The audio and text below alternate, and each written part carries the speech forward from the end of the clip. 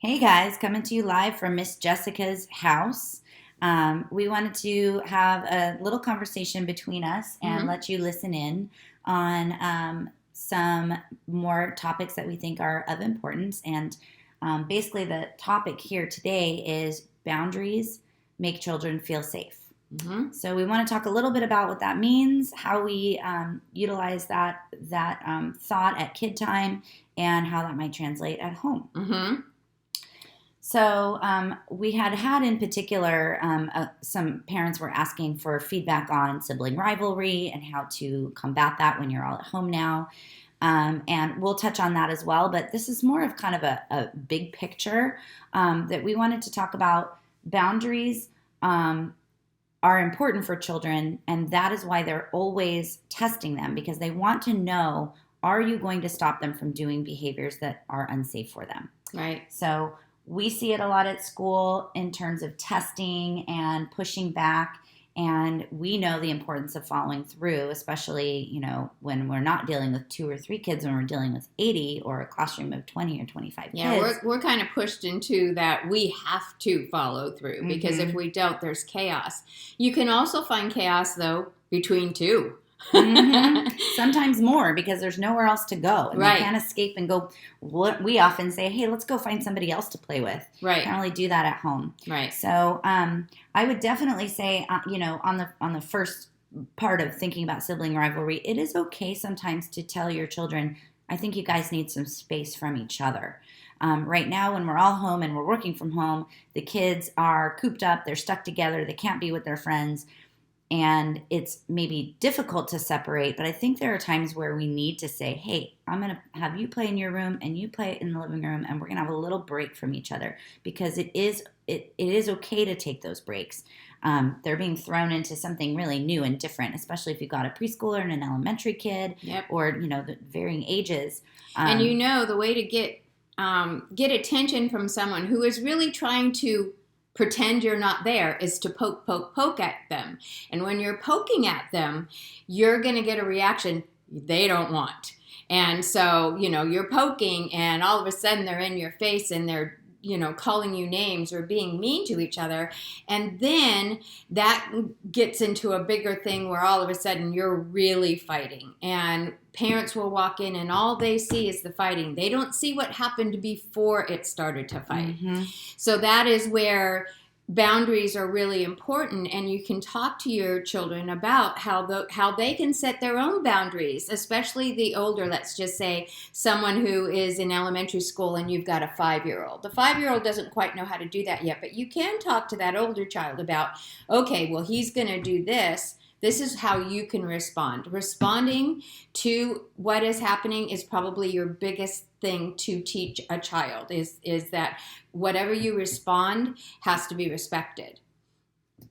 Definitely, I think we become very used to constantly problem solving. Our job is primarily us on one knee helping children work through things. And now that job has been given to you on top of your regular job, Mm-hmm. and also trying to just, navigate this whole new life we're in right now.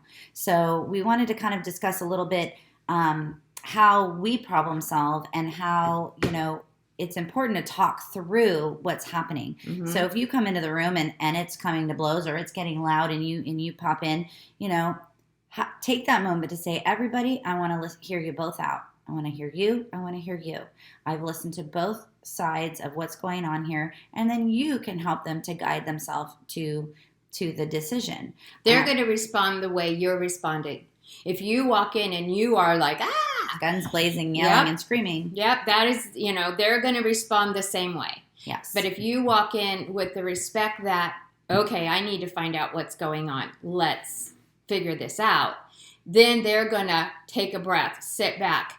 Maybe not in the first second, but within the first minute, you can kind of get them to so that you could sit down and talk to them. Definitely, I think naming their feelings and helping them to acknowledge, yes, I can see that is bothering you, what she is doing, and I'm sorry that you don't like what she's doing. she is allowed to do what she's doing. So how can we work around that? Maybe you should move your body to another room. How about if we bring you over into this place and do that instead?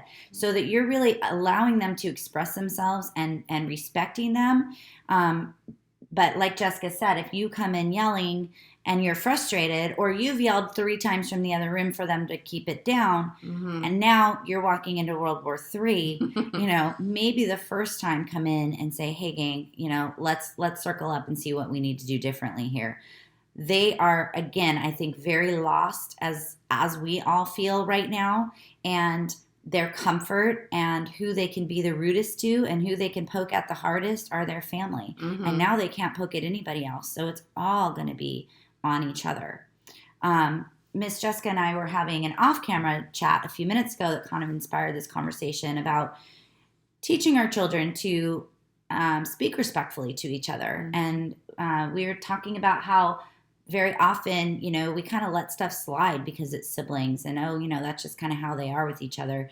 But it's our job to teach that level of respect. And sometimes it means we have to say, you know what? I don't like the way you responded to your brother. I want you to try that again. Yep. And the brother hears, wow, I'm supported. And that child hears, well, I'm called out.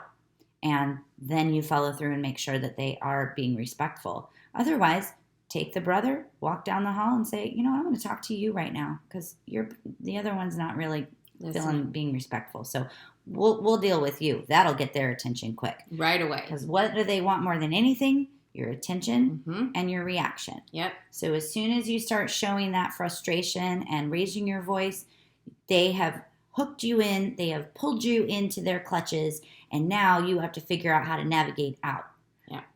That makes sense? Yeah, and it's almost like giving your power to them. We talk all the time about the kids giving their power away. You've just given your power to them because they go, aha, I got her right now.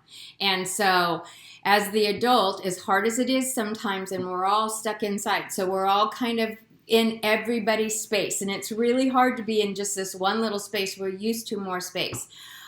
We have to make sure that we don't respond to them in the way that they're responding to us right away, because that is just giving that power to say what I'm doing right now is working. And so, we have to be that adult and really just think this through. And I've told Leah, and we do it a lot, we'll kind of put our hand on the back of that child that's having a hard time. Even though we might be helping someone else, we're giving them a chance to calm down and think things through. Because when they're in the moment, they're not thinking about anything but being in that moment and not letting it go. So I think if you think of it in terms as adults, if we think of if someone came to us and just started making demands of us, as opposed to saying, wow, you look upset. You want to talk about it? Can I help you in some way? Maybe we can make a plan and work on it together. If their first interaction is, I have asked you guys repeatedly to be quiet, They are immediately going to go to that level and meet you. Yep. So modeling is one of the hardest things in the universe to do when we're frustrated and when we're taxed and stressed. But take that moment, take a breath, and know I need to show them, not tell them how to behave. I need to show them. And I need to hold those lines firm and those boundaries firm so that they know, even if I am mad, I'm not allowed to talk to people like that. Right. Even if I am mad, I can't scream at my sister. I can go scream in my room until I'm not mad anymore. Right. And then I need to come out and work it out with my sister. Right. So keeping that follow through and those boundaries consistent, we think that'll help a lot. And we just really empower you guys to take that time. This is a unique moment for us where we actually have time to walk down the hall and sit and have a conversation with our kids and to work through a problem and not just to go, oh my God, go watch the iPad. I've got to do something else. We're all going to do that sometimes. We're not expecting everybody to be perfect. We're all navigating this together. But we hope this is helpful. And please shoot us an email if you have topics or suggestions that you'd like us to talk about. Absolutely. Or want more clarification. Yep. Stay healthy, guys. Yep. Good luck. All right.